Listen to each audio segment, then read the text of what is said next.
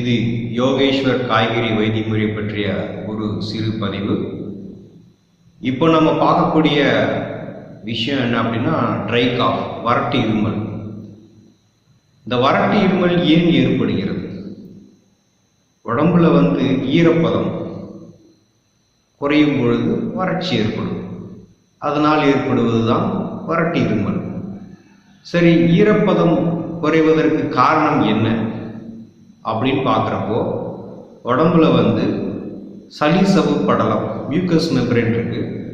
அதுதான் உடம்புல ஈரப்பதத்தை எப்பொழுதுமே பாதுகாக்கக்கூடிய விஷயமா இருக்குது. அந்த தன்மை குறையும் பொழுது வறட்டு இருமல் ஏற்படும்.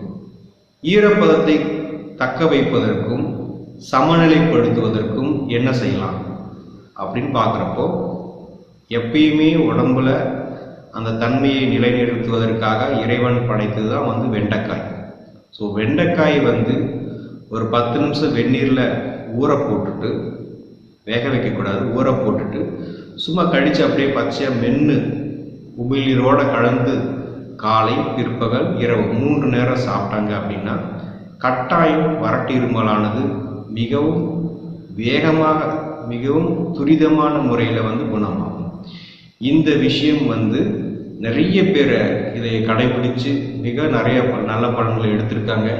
நீங்களும் அது மாதிரி சாப்பிட்டு இந்த வறட்டு இருமல் விடுபடணும் என்பதுதான் யோகேஸ்வர் காய்கறி வைத்திய முறை பற்றிய ஒரு நல்ல எண்ணம். நன்றி, வணக்கம்.